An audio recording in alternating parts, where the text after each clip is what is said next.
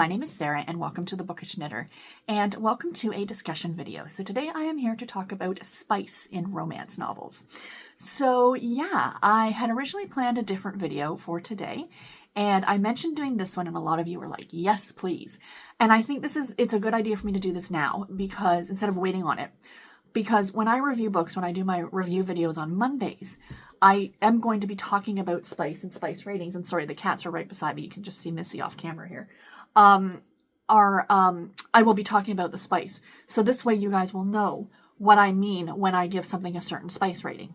So this spice key, the little, the information that I use, I actually got off of what do you call it? An Etsy seller's book tracker. And I will link that below. I will leave that link below. I did buy it, but I decided not to use that one.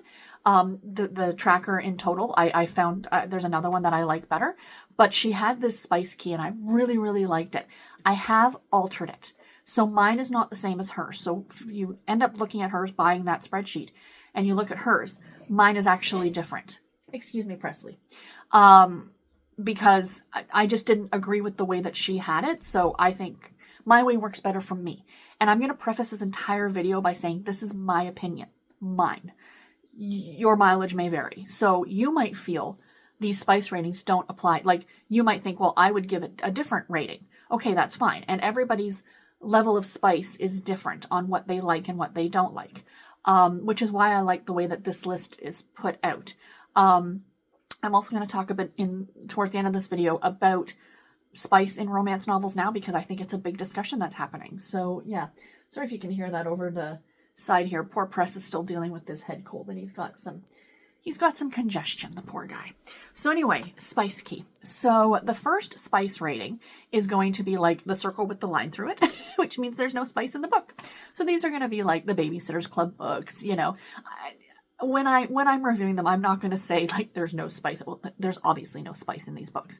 So, it's just when I put it on my spreadsheet, I have a column now for spice rating and I plug that in there that, the next one is a cupcake. And a cupcake means it's a sweet and wholesome romance.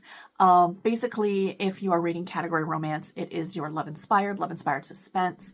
The heartwarming line is sweet romances. The older Harlequin romances, the older silhouette romances, I think even some of the older intrigues as well might be considered like a cupcake kind of a story.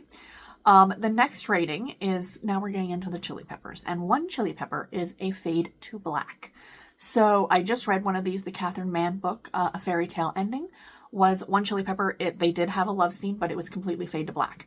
Behind closed doors, whatever you want to call it. So it is there, but there's nothing on page, basically. Two chili peppers means it's got a few brief steamy scenes. One or two of them are explicit. So this is most of what I am going to be reading. Most category romance is going to fall under this umbrella of the two chili peppers. Because they're not as long books, so you're not going to get as many love scenes. And, so that's how that one is going to go.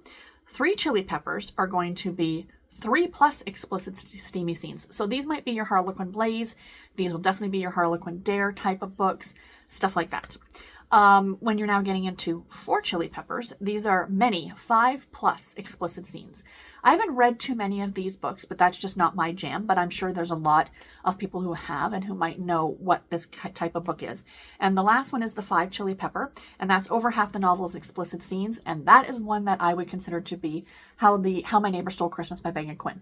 That would fit if I was rating that now with my spice rating. That would get a 5 chili pepper because that's what that was. Half of that book was nothing but love scenes or explicit, so that is my key, if you will.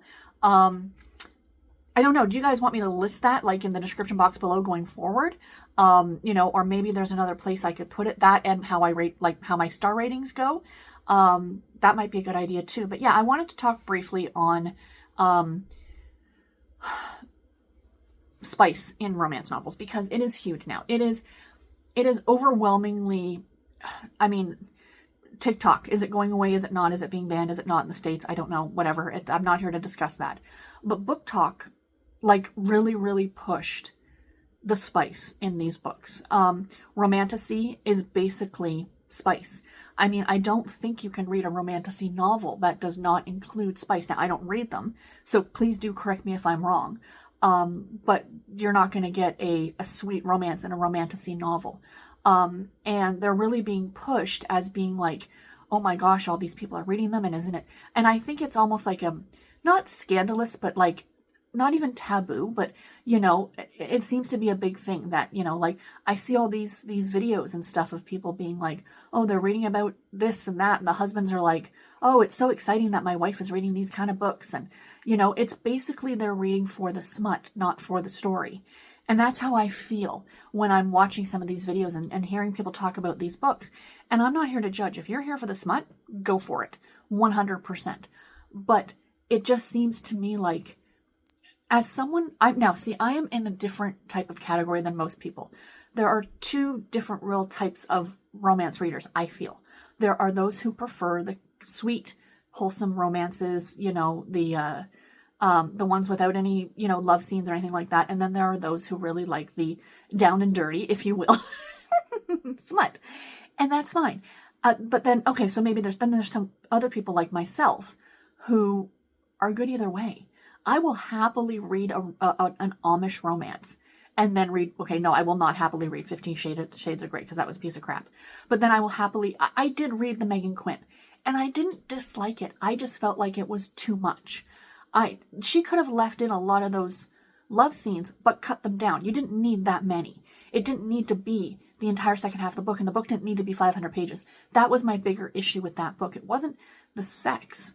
It was the length of the book. Like, she was just putting it in there, pun intended. She was just putting those scenes in there for the sake of adding them in there. Does that make sense? They didn't really drive the plot, if you will.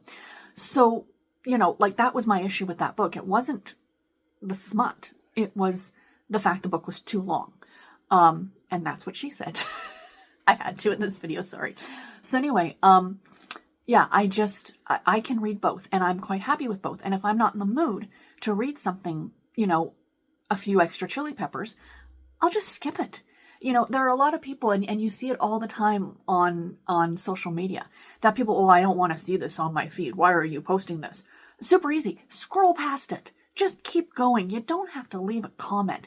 It's exactly the same with this kind of thing. If that's not what you want to read, just skip past it.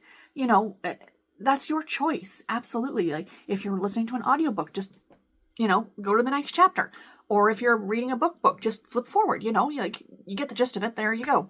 There are some that you can't do that with. The Meghan Quinn, for example. Like, that one was, you know, there were very few towards the end scenes that actually drove the plot. It was mostly just the two of them, you know, getting down and dirty, if you will.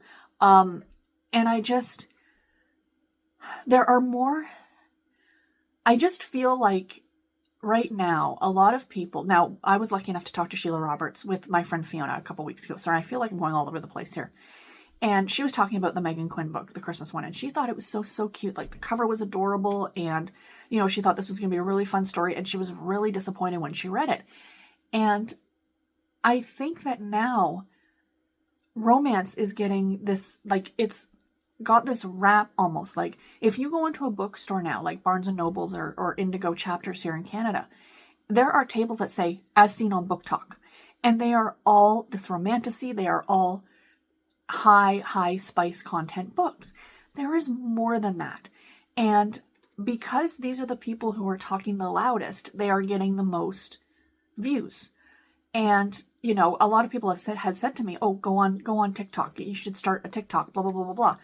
And I'm like, but there's no space for me. There's no space for what I read. It is driven solely by these type of books. And these are not generally the type of books I gravitate towards. I don't have a problem with them. They're just not my thing. And I think that more of us need to speak up who read other things to get knowledge out there that there are other books, and there are other great books, and there are other books that don't just drive by spice rating, you know, by high spice books. The other thing, and I've mentioned this so many times, I feel like a broken record now, that we really, really, really need, and now this would be something that you can't police on indie authors, but for the traditionally published books, if on movies and if on video games, you need to have not content warnings, but what do you call it? Like PG-13, you know, like you have to be a certain age to see this movie or whatever the case may be. We need that on books because covers are extremely deceiving. Case in point, there is a book that came out a few years ago called, I think it was Good Boy, by Elle Kennedy and Serena Bowen. That's the original cover. Now, look at the original cover of that book. You take one look at that and you're like, yeah, that's a spicy romance novel. It's got to be a spicy romance novel. They re-released that book this summer with this cover. That I looked at, and I have that book. I own the copy of that book. Now, I know Serena Bowen and Elle Kennedy write on the high spice side. So I knew going in that this was not going to be a sweet and clean sweet romance, excuse me. I hate using the word clean. A sweet romance. I knew that, but there are a lot of people who would not.